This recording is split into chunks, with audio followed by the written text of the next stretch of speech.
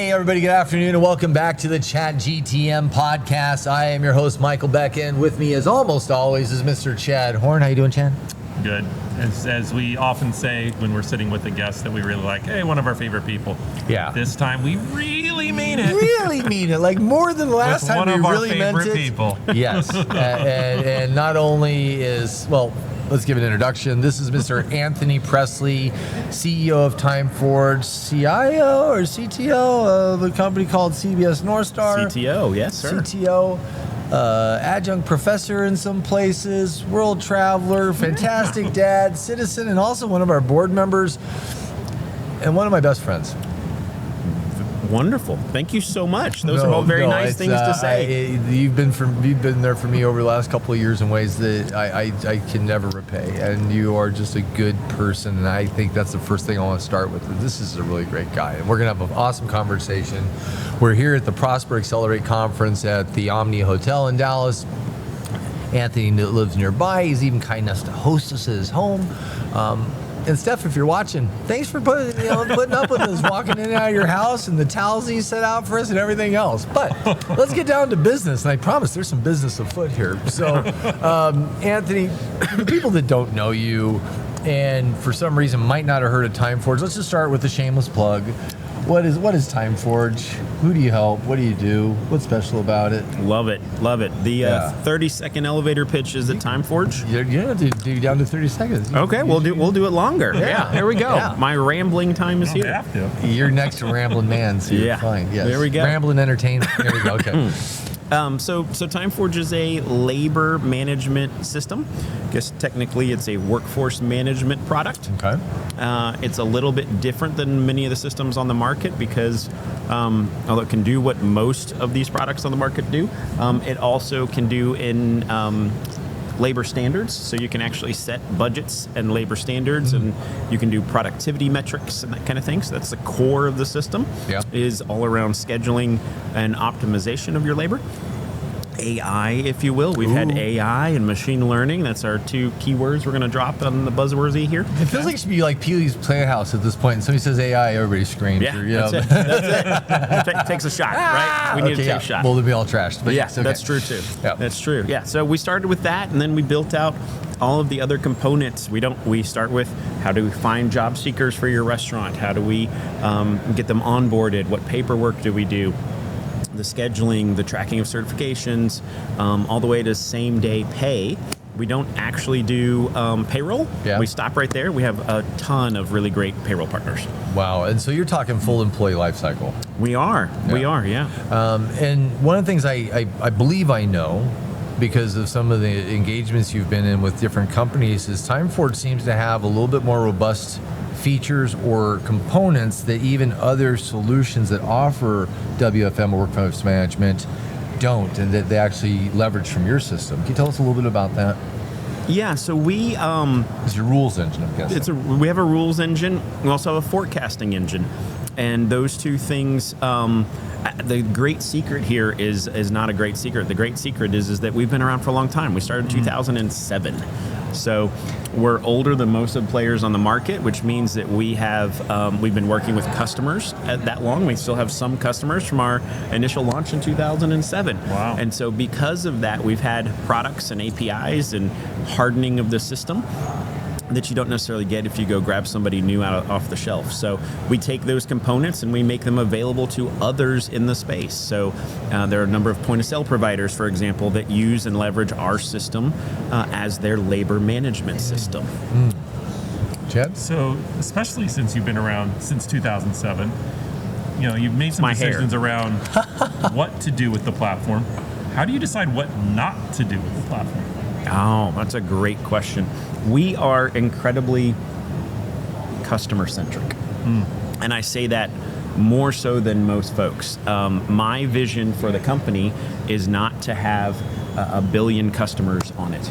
My vision for the company is to find the customers who have problems and that see our product as a solution for those problems.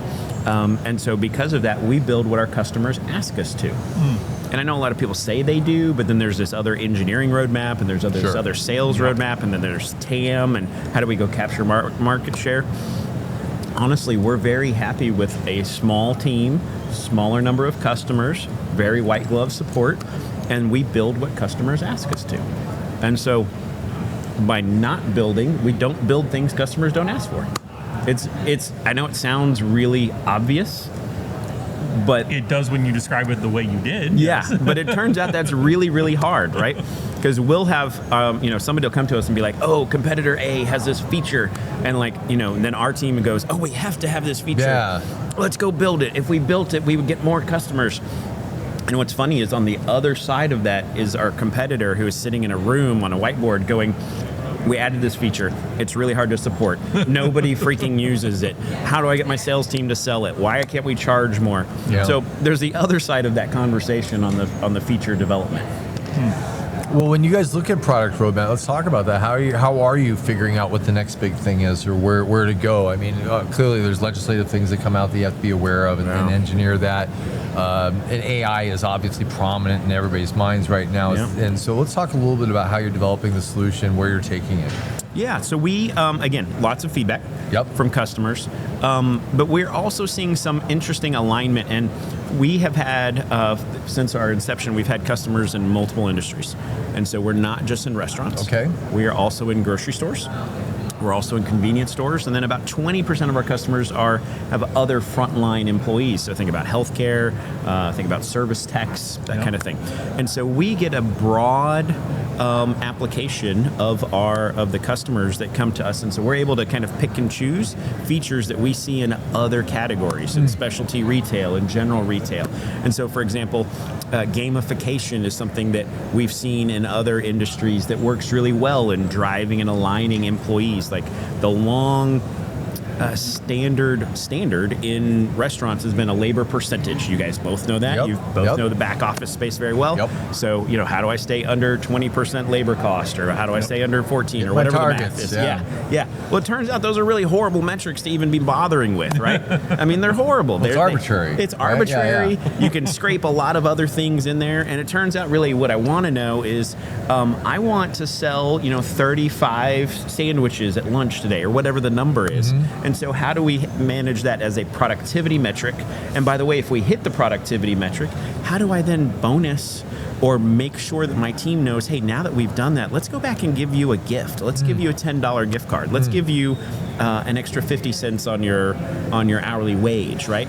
Because now as a business, we're now all aligned, right? So we're seeing some of this gamification stuff come into play. Which has been very interesting to see as we've brought that back to some of our customers. They go, I didn't think about that. I didn't know we could do that. We don't have the systems to control that. Yeah. But as the market tightens a little bit and labor keeps going up, to your point, legislation's not going to slow down. 16 states have minimum wage increases next year. There were 24 this year. So wage pressure is real. Oh, yeah. And labor law violations, people get hit with those all the time. Lawsuits from something as simple as I logged into my phone to check in on my employee app in some certain states that are on the West Coast that would start with a C. I'm going to sue you because I used that while I was off work, but to look at my schedule. It's so complex. It's insane. It's insane. Yeah. And I will tell you that many restaurant operators don't know about some of these laws. Yeah. We've always had a robust messaging tool, but there are certain things we don't allow within the messaging tool. And we don't allow because of exactly that example. Somebody off the clock who's an hourly employee who starts to read and respond to messages is working for you. And so... Isn't that wild? It is. You're just trying to do them a favor. Right. Yeah. Right. You don't have to call and disrupt the business anymore. You don't have to ask what time you're working. It's just there. But then this stuff happens. Yeah. And so we have our large enterprise customers are like, hey, by the way, turn off the messaging. We want to turn it off because then we stay out of it. And then we have these smaller guys that are using these more SMB-centric products, and they're getting themselves into compliance situations they don't realize because during the pandemic, they spun up Slack or they spun up Teams, and then they're sitting here and they're like, well, somebody's going to be sick, so they posted in the Slack channel, or they posted using this competitor, and then an hourly employee responded, and someone else responded. It's a funny joke, ha ha ha. Well, they're all on the clock, and then they're mad when they leave. There's a workforce violation, and you get to pay a $50 penalty or whatever it is in your if you're state. lucky. Yeah. Right? So I'm just really curious about that at a personal level. Like, so COVID, like, people are worried about survival. But so all bets are off in some ways, right? Like, people, I'm guessing during that time, compliance standards were not a priority relative to where they might be now. Yeah. So how did that go, like, from COVID to today, right, where now it became, like, was it 2023, 2024, where, okay, rules are back, like, they take this stuff really seriously? Yeah. It's obviously state by state, right? And so it depends a little bit. Some states are much more arduous and diligent on the requirements, but that's exactly right. So you had during COVID, and of course most of these complaints have to be generated by an employee or an ex-employee, right? They're going, hey, I wasn't paid appropriately. Look here at this text thread. I wasn't at work, but I was responding and helping find a replacement for my shift. Therefore, I was working. Therefore, I was working. And so you didn't pay me for that time. So there's the hours that you owe. There's the interest you owe. By the way, there's the taxes that you owe.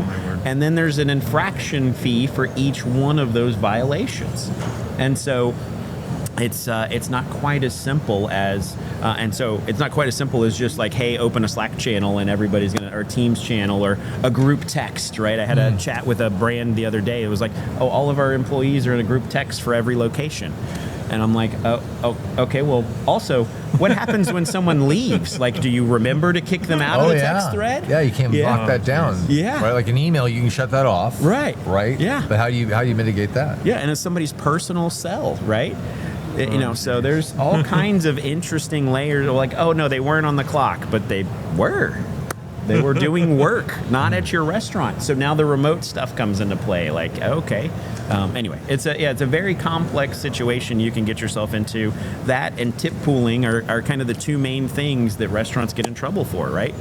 You get managers, that same brand. Yep. You get a manager that comes in and they are not doing managerial work. They're doing hourly worker work, and they're filling a bartender shift because the bartender didn't show up. But by the way, and that's fine, they can participate in a tip pool. But then the moment they shift into doing managerial work that evening, they have to go to corresponding pay rate. That's right. Yeah, corresponding pay rate, and they should come out of the tip pool because now they're a manager. And so, but they may not. So they rack up that extra hour, they get an extra share of the tips. They're not supposed to. You're dealing with tip credits, and now you've opened yourself up to a whole nother lawsuit. Wow. Yeah. How do you keep up to speed with all that? Man, I would love that there was like a silver button that you just pressed it in our software or any software and it said, boom, this is how you should do it. But it's legal. And you can't legislate intent. So it ends up being every brand has a slightly different take on it, and they want to come in with their own set of rules. And so we work as an advisor and a consultant with our customers and try and get through that whole process. And then to make sure the software is compliant, we do work with a legal team.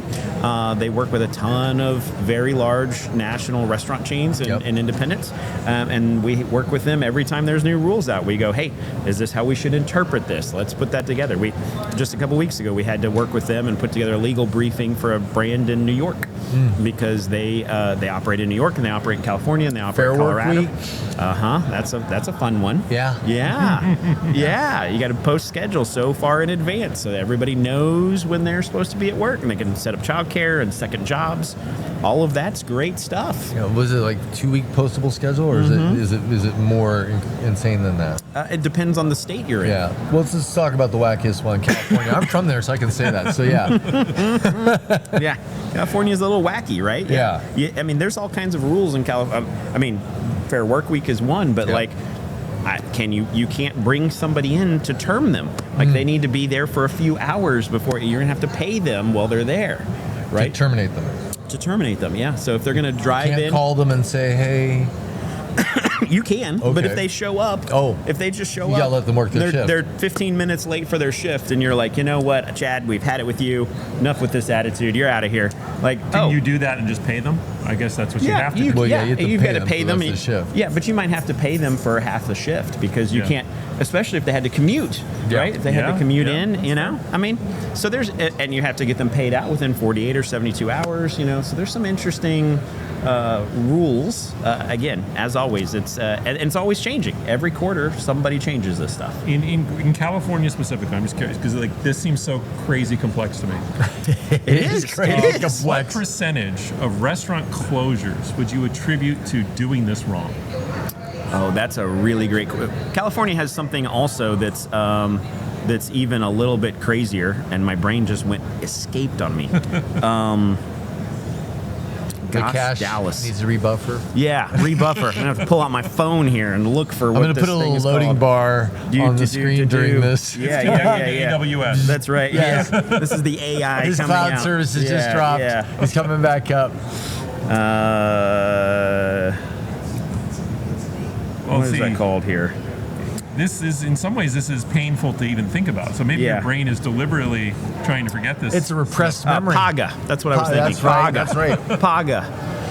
A lot of people are just doing PAGA in a box now, kind of stuff. I heard, right? Yeah. So PAGA is this. What's the acronym for? I don't remember. Okay, we're gonna have to It's remember okay. this. I will take you there. We'll no, flash it's, it on it's the screen. PAGA. PAGA. It is Private Attorneys General Act, and it was designed. It was a nice thing, right? It made sense. You've got these. Just imagine these horrible employers. They're keeping these employees down. Yep. They're stealing wages. They're doing whatever, and so like. How in the world do these employees get kept whole by this horrible employee? Like, I get it. You got a sweatshop. You got a whatever. Sure. Yeah. Sure. We can all imagine this happens. I'm sure it does. Mm-hmm. Again, you can't legislate intent despite everybody's attempts. Mm-hmm. And so, instead, an employee or even a non-employee can elect themselves to be the general attorney for the employees of this place. And Kind of a class action? essentially, it becomes like a class action. And they can then basically go make a complaint and say they want to be elected PAGA, and they want to go through this court-appointed process where they and their attorney, if they'd like one, can basically become the folks who report the employer for violations, even if they don't work there. Oh. And so, and then suddenly all these court records have to show up. The state then decides whether or not they're going to prosecute or not prosecute. And if the employer is found in violation, they get a finder's fee. Uh-oh. So ambulance chasing is kind of a thing, I would imagine, right? Yeah. They're drumming up business. Yeah. Bad incentives. Okay. Yeah, so now we've aligned a bunch of people to go find the bad guys, but you might be a bad guy. That could, or you might not be that bad of a guy. Right. You Right. just made some missteps. I mean, this is something that feels like it's completely cumulative and additive, and it never resets or level sets, that this complexity just keeps stacking and stacking and stacking. And well, rightfully so in some cases. It feels like we're suing businesses into a corner Yeah. that they can almost not operate. I mean, what did they say yesterday about the failure rate of restaurants? It's extremely high, It is very high. right? And that's not counting stuff like this. And so the pressure is on, Yeah. right? Yeah. Let's talk about where the future goes, because there's a little bit of doom and gloom on this stuff. But the thing is I think the ray of light is that there's solutions like TimeForge that can help keep companies out of these kind of problems, right? But let's geek out for a minute. All right. Let's take our shot. Let's scream crazy is the word of the day, AI. And I know you've embraced it as you had the solution before they had the label, right? Yeah. Call it machine learning, call it Yeah. AI. Where's it going with what you're working on, or as you roadmap? What are the things that you're looking to leverage into that from where you see into the future? Now, let's just say a year, because anything further is almost insane to try to see what's going to be next. Yeah. Well, I remind my team all the time, the worst it's going to be is right now. Right? The worst AI will ever be is right now. Yeah. Right? And so I don't know what the future holds. Yeah. I do think that there will always need to be actual intelligence behind the artificial intelligence. Yep. Right. And one of the problems we're seeing with the AI data is that when you train it, you're training it usually with data that's slightly wrong. Yeah. There's some level of misinformation, right? You can train it on your support tickets or your refund requests, and probably some staff member somewhere along the way did something wrong or not against you, not with your policy. Yep. And so now you've trained the AI that every so often, don't follow the policy. Right. But I think that generally speaking, the AI as an assistant to making various decisions for managers in particular is probably going to be, that's a lot of our focus.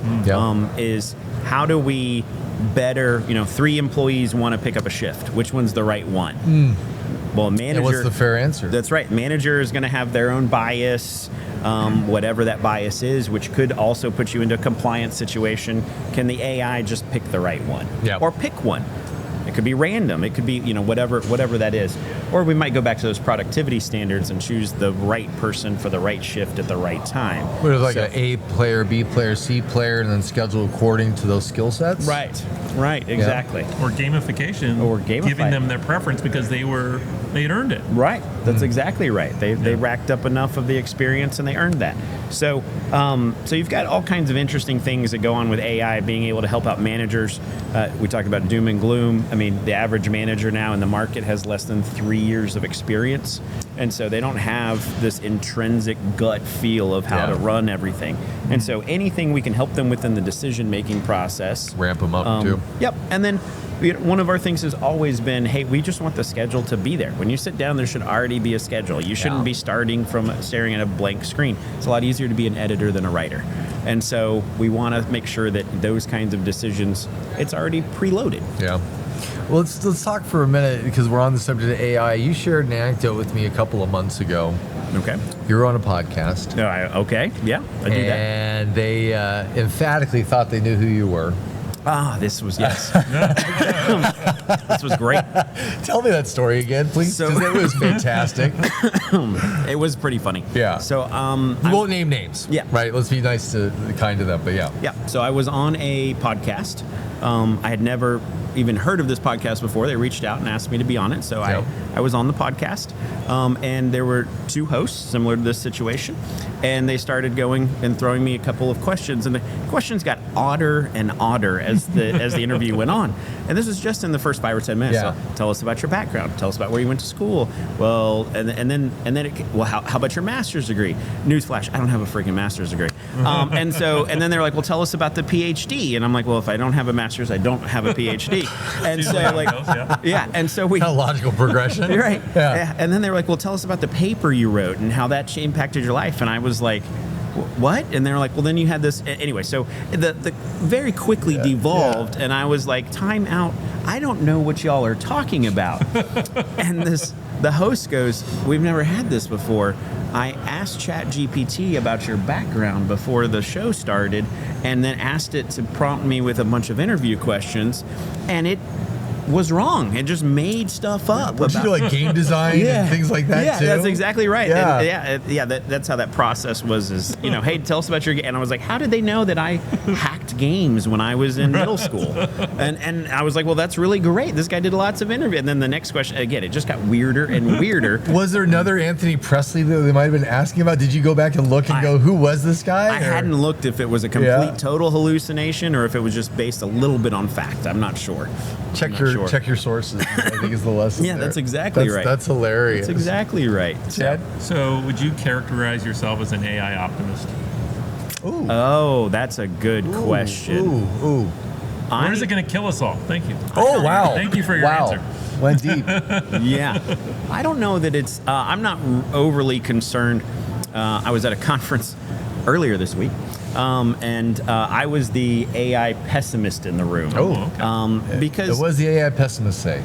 I think that AI, for the most part, right now is about as smart as a slug. Okay. It's really good at pattern matching, right? The math behind it if you study neurons and neural networks and those kinds of things, it's essentially a bunch of smaller algorithms, the machine learning behind it, that is ultimately looking for patterns in the words.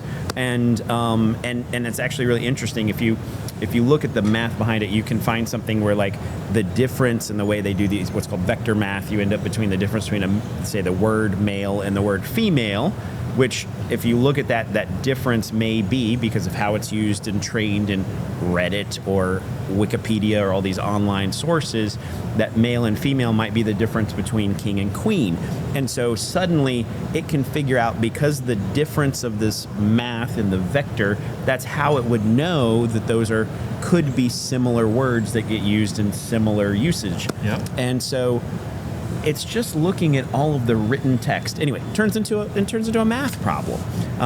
So ultimately, which is why if you use it over and over and over again, it starts to sound repetitive. Right. And so now they're making algorithms so that it doesn't sound repetitive. So it's one more algorithm that's like, hey, you've done this too many times, find something new and original.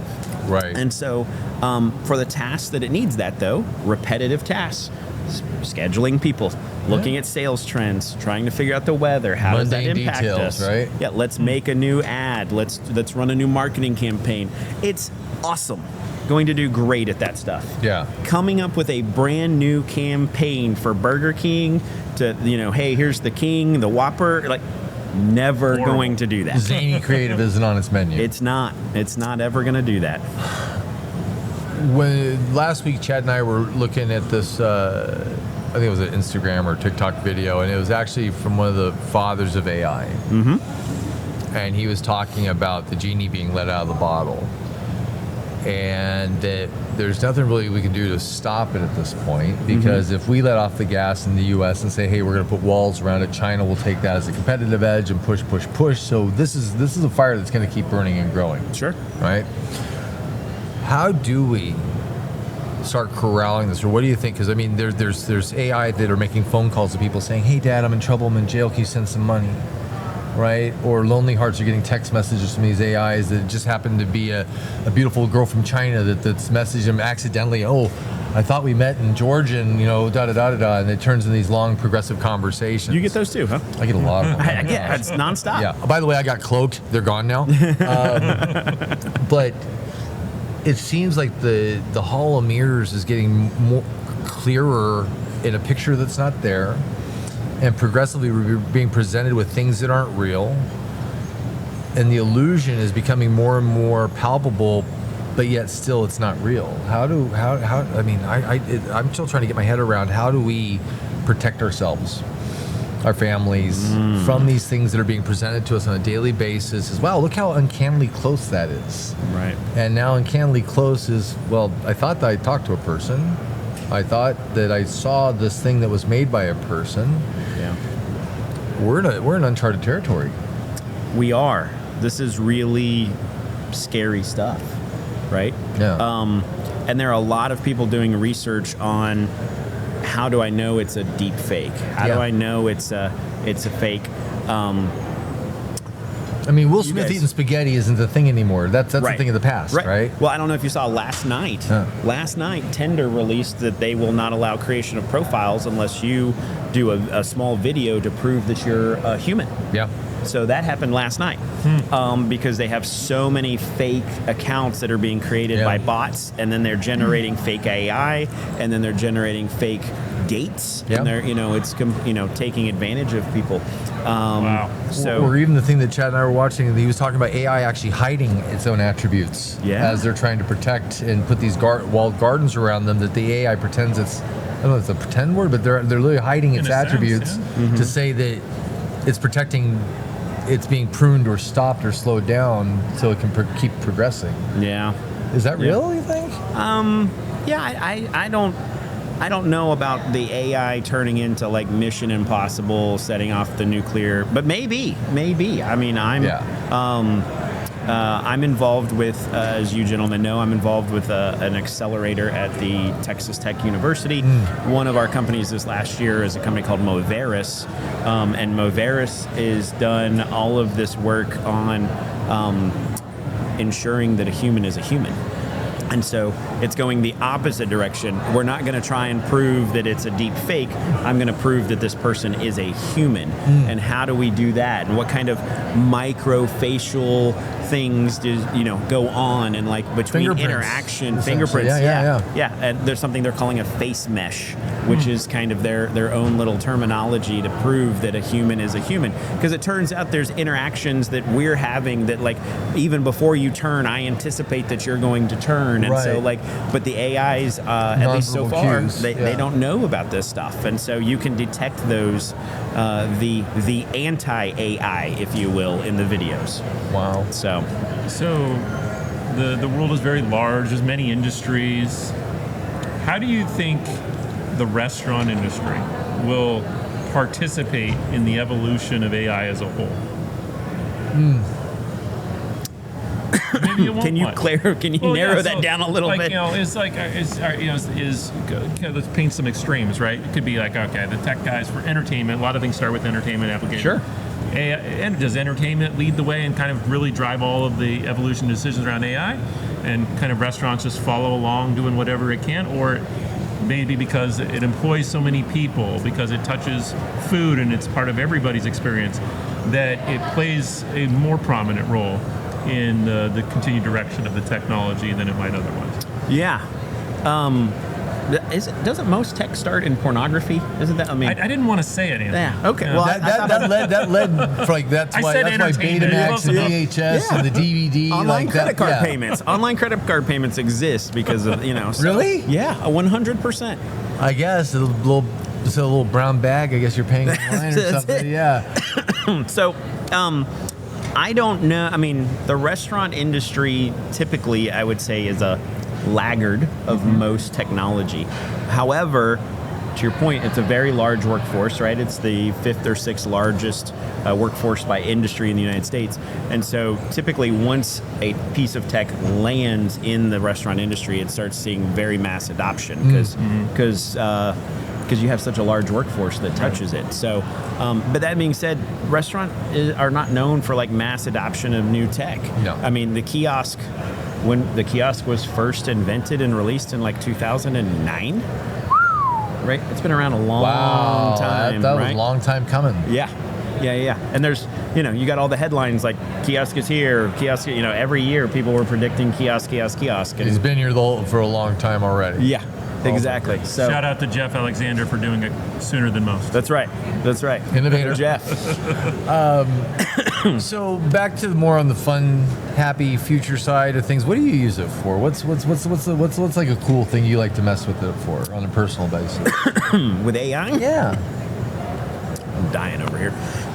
It's not for lung decongestion. Can I get a cough drop? Would be great. Oh, there you go. Yes. There we go. Ricola. That's it. This moment has been brought to you by Ricola, our new sponsor. No, not Cherry true. flavored. Thank you, Stephanie. So soothing. She's such a good lady. What do I use AI for? I will use AI right now, and we play with AI with ChatGPT, with Claude, doing some stuff with Claude Code, which helps out the software development team code a little better. Yep. Again, we're talking about pattern matching. It can look at a code base, and it can look at all the code bases that are out there, which it does, and then you can say, hey, solve this problem. Sometimes it's good. Most of the time, it's 80%, So good for framework. That's it. Yeah. Yep. I also will use it to kind of, I'm a software guy, so I enjoy playing with a product called Lovable, which allows you to build out all kinds of front-end applications. It's pretty good at that. Again, it gets you 80%, 90% of the way there. Yeah. And then I use it, I think a lot of people have started using ChatGPT and Claude for research, because you don't have to be a keyword expert.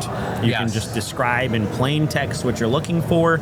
And again, it's great with all the with the pattern matching. It goes back and finds exactly what you want, and then it presents it like a human. So it's a research assistant. Okay, interesting. So as we wrap up and land the plane, I said I was going to give you 30 minutes, for 35. I want to make sure that we get you to the event that you're here for. Yeah. let's talk a little bit about Prosper. So, and I know this is new to you. You're asking me, hey, what's going on? Should I be part of that? Have you taken any of the sessions in yet? I did. Yeah. I took a few of them in. I listened to Ryan speak this morning. That was fantastic. Yeah. Follow him on Instagram. But also had a couple of the other sessions, and some of them were, we'll call them basic building blocks in the restaurant world, and how you might bring up some leaders in that. That's what they were tuned for. And others were about leading with empathy and grace, and sat through several. Anything really land with you? Like just any like, and yes, this is all foundational stuff. Like we should know this, but it's also these are really good reminders in a lot of ways too. Right? They're great reminders, yeah. right? They're great. I stopped and spoke with a speaker earlier. She asked me something similar. She's like, "What did you take away from my session?" Thanks for putting me on the spot. You bet. Yeah, exactly. And I was like, it was a great chat. I would say that a lot of other conferences I go to, you guys know I go to a lot. Yes. A lot of the conferences that I go to talk about, they're there to talk about nuts and bolts, right? Yep. They're talking about the hard things, the hard numbers, the cost of goods sold, the tactics to get those things in line. This conference so far, at least what I've been to, is a lot of discussion really more about not only growth for yourself and growth for your teams, but also the tactics you might use around that. So, growing your team with empathy, leading by asking questions, hey, you might be really furious with somebody and about to go off on them, and then you ask one more question, and it turns out that they were doing the best they could, or you forgot to give them the tools, or you didn't give them the information. Or you didn't know what was going on in their lives. Right, all of those things. And so I think those are great reminders. I do have a friend and business consultant that tells me from time to time everything you need to know about running a business you learned in third grade. You should ask those questions, but to your point, sometimes you forget. Sometimes you're in the thick of it and you don't have time to do that. It just occurred to me, Chad, that this show is a leadership conference, right? Yes. And it was founded by the guy who founded the Restaurant Leadership Conference, David Joe. True. I just put that together. It took me this kind of time to calculate that out. And it is a leadership conference, and this is a lot of predominantly young and up and coming people in both vendor and brand sides of the business. That I like the idea of these cohorts and how they're going to have almost a fraternal or sorority or of people that they can leverage and put together for this. If you look at this from your perspective and the people you have access to here, Anthony, are there people that, the conversations you're looking to have, somebody you'd love to get in touch with that's here, is it the brands that you're looking to meet with? I think it'd be both brands and vendors. We do a lot with partners. Yeah. And so we're always looking for, as I mentioned earlier, customers we already have. What can we do to help them out and help their brands excel, above and beyond a software provider? And so we're always looking for strong partners. Those folks are here. And then there's it's a leadership conference. So being able to provide a little consulting hat to put on to help some of these folks as they're challenged and trying to grow their stuff. But brands are always great. I mean, who doesn't like to sell something? Well, That's always a good thing. But commerce is funny that way. That's what allows us to pay for next year and come back again, right? Yeah. There you go. So, that actually opens up one last question. Shows. That's a big question. Really getting outrageously expensive for people. It's insane. Yeah, I mean, we won't name names, but some of these events have doubled in price over the last 4 years. I was talking with another vendor this morning that said that she has a show coming up next year that they are $100,000+ into. And we're not talking multi-tiered booth and the 100 by 100 square footprint. This is a 10 by 20. Oh my God! And some activation within the show. And the interesting thing is that 4 years ago, when she started with the brand, that same setup was about $35K. Wow. And so we're talking about 3x the cost over a 3 or 4 year period. Yeah, we were just talking to a colleague last night on the drive back from this show, and we were talking about another event that's just taking place concurrently.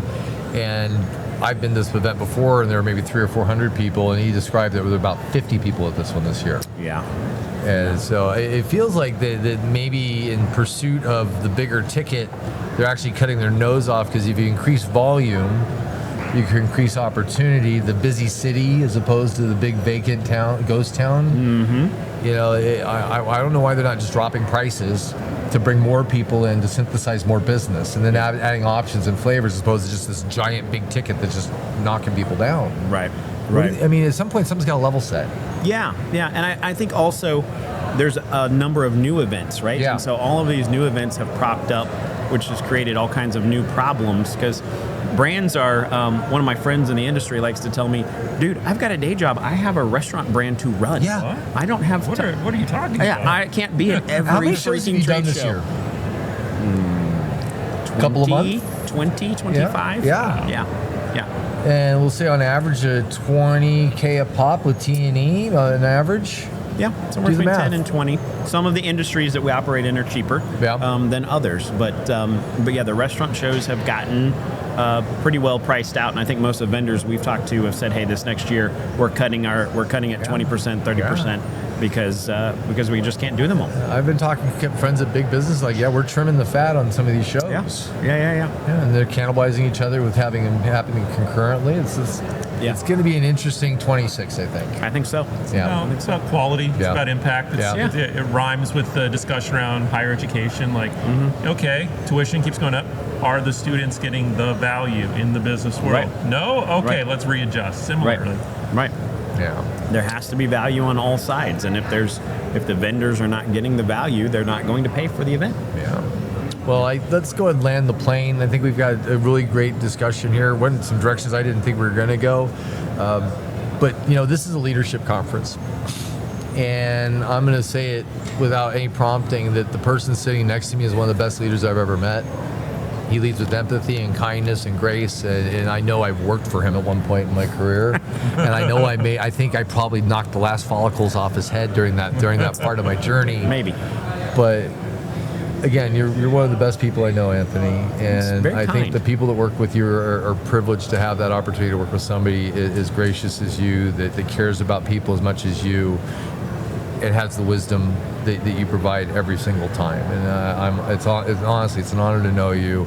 And for the people that are considering doing business with Anthony, I really highly encourage you to have a conversation with you. If you don't know him, if you don't know TimeForge, if you don't know his team, if you don't know his people, you need to at least get in contact with him. You'll be richer for the experience, whether commerce happens or not.